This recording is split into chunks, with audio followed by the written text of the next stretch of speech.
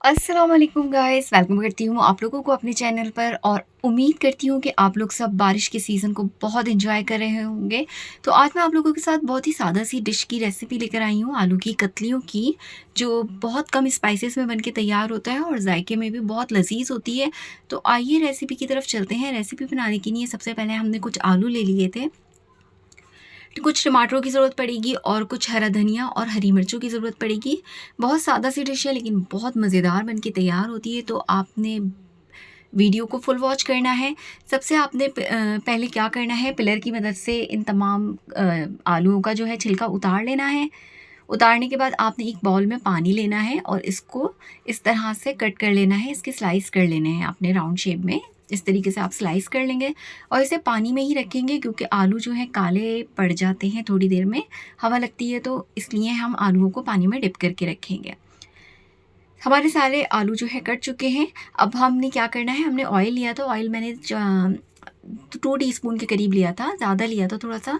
इसमें जीरा डाल दिया था, ब्राउन होने तक इसको फ्राई करूँगी। इसके बाद मैं आलू इसके अंदर डाल दूँगी और आलू डाल के मैं अच्छे से इसको फ्राई करूँगी ताकि जीरे का जो फ्लेवर है वो आलूओं के अंदर अच्छे तरीके से रच बस जाए, बहुत अच्छे तरीके से इसका फ्लेवर आलूओं के अंदर आ जाए और आलू भी हमारे थोड़े से गल जाएँ। देखिए आलू भी गल चुके हैं, उसका पानी भी ड्राई हो चुका है, तो अब मैं इसमें टमाटर ऐड करूँगी। टमाटर ऐड करने के बाद भी मैं इसे इतनी देर तक पकाऊँगी कि टमाटर जो है हमारे सॉफ्ट हो जाए। इसकी भुनाई कर लेनी है आप लोगों ने आलूओं के साथ।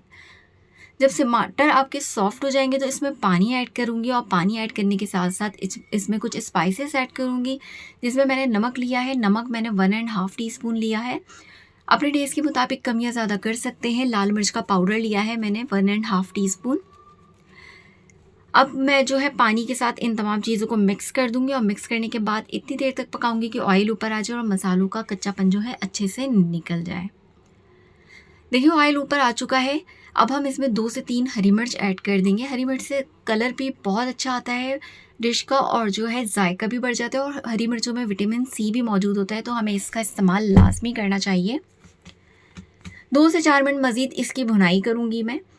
आलू भी तकरीबन हमारे 70% गल चुके हैं, तो अब इसमें मैं मज़ीद पानी ऐड करूँगी आलू गलाने के लिए। तो इसे 5-7 मिनट के लिए मैं कवर करके रख दूँगी ताकि आलू भी जो हैं वो अच्छे से सॉफ्ट हो जाएं, गल जाएं हमारे।